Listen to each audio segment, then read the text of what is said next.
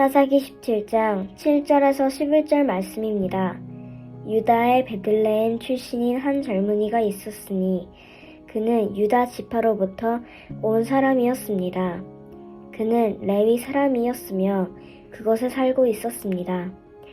그 사람은 살 곳을 찾아서 그 성읍 곧 유다의 베들레헴을 떠났습니다.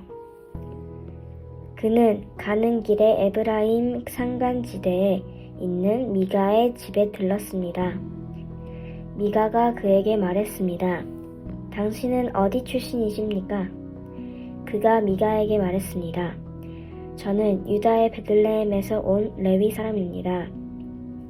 제가 살아갈 곳을 찾아가고 있습니다. 그러자 미가가 그에게 말했습니다.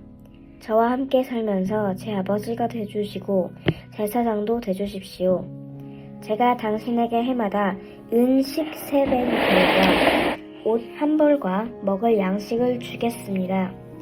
그러자 레위 사람은 그곳으로 갔습니다. 그래서 그 레위 사람은 그와 함께 살기로 결심했습니다.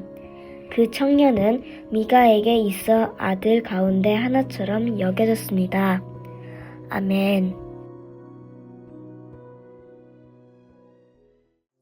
사사기 말씀의 배경이 되는 이 시대는 영적으로 매우 혼란스러운 시기였습니다.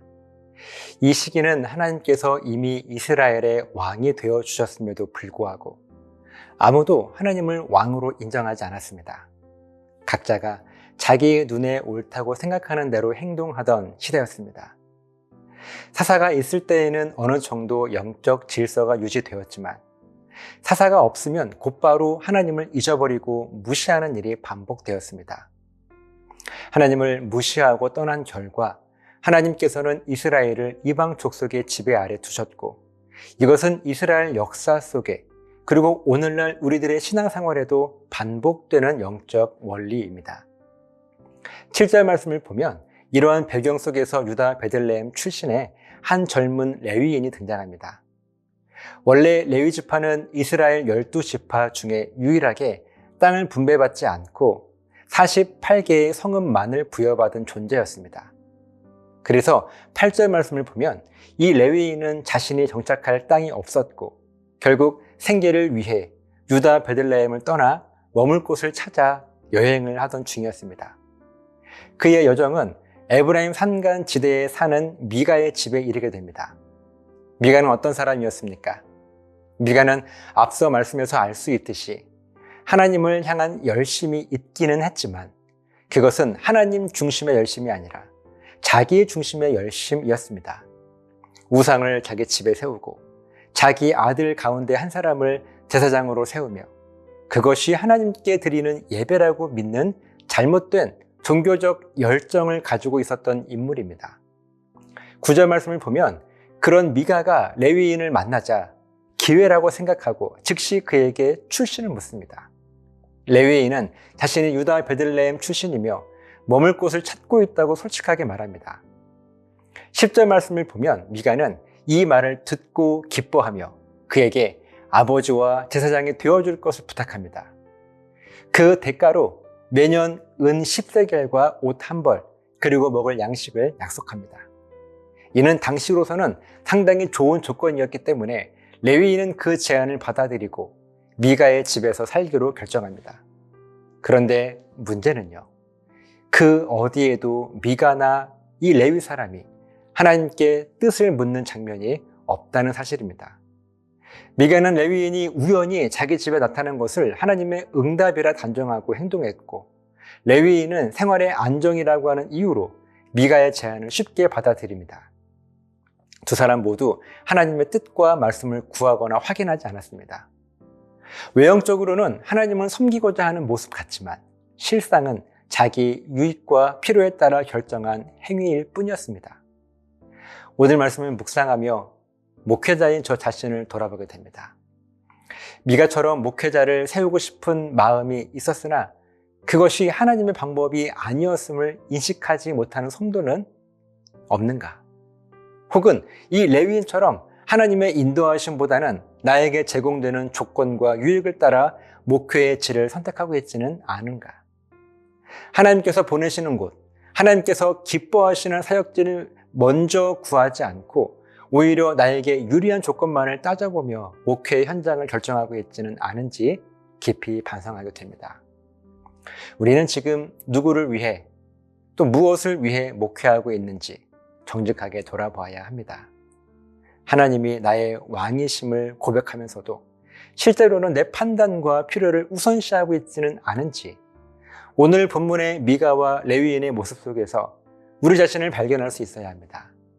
하나님의 뜻을 묻고 하나님께서 기뻐하시는 사역에 순종하는 진정한 목회자들이 많아졌으면 좋겠습니다. 사사시대와 같이 영적 질서가 무너진 시대일수록 목회자는요, 더욱더 하나님의 음성에 귀를 기울이며 하나님의 뜻 안에서 살아가야 할 책임이 있습니다. 그래야 성도들을 성경적인 올바른 삶으로 안내할 수 있기 때문에 그렇습니다. 그래야 하나님께서 기뻐하시는 모습으로 사역을 감당할 수 있고 성도들이 행복하게 신앙생활을 할 수 있도록 안내할 수 있습니다. 이 깊은 책임감을 갖는 우리 목회자들이요, 목회자들을 위해 기도할 수 있는 성도들 되시기를 예수님의 이름으로 간절하게 부탁을 드립니다. 기도하시겠습니다. 하나님, 목회자로서 반성합니다. 하나님께서 보내시는 곳, 하나님께서 기뻐하시는 곳, 하나님께서 원하시는 곳을 찾아 나서야 될 우리들이 나의 만족과 유익을 위해서 조건을 따져가며 사역지를 바라보고 있지는 않은지 우리 자신을 돌아볼 수 있도록 지켜주시옵소서. 그렇게 우리 모두가 우리의 목회자들을 위하여 기도할 수 있는 우리 모두가 될 수 있도록 인도해 주시옵소서. 감사드리며 예수님의 이름으로 기도합니다. 아멘.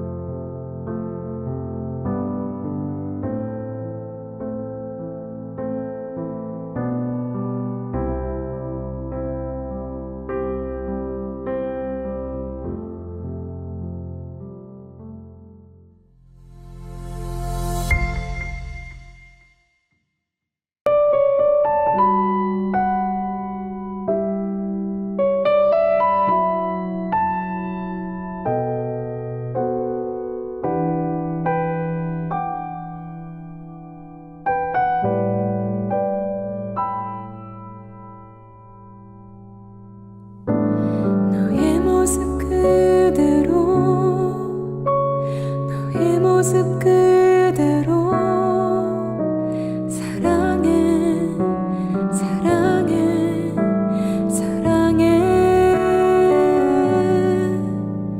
너의 맘 그대로 너의 맘 그대로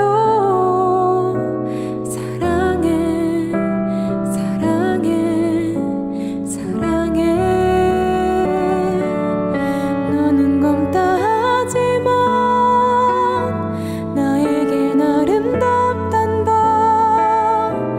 너는 멀리 왔다 하지만 널 따라 나도 왔단다 너는 나의 전부란다 널 위해 날 주었단다 그런 너는 나의 눈에 검은 아름답다 너의 모습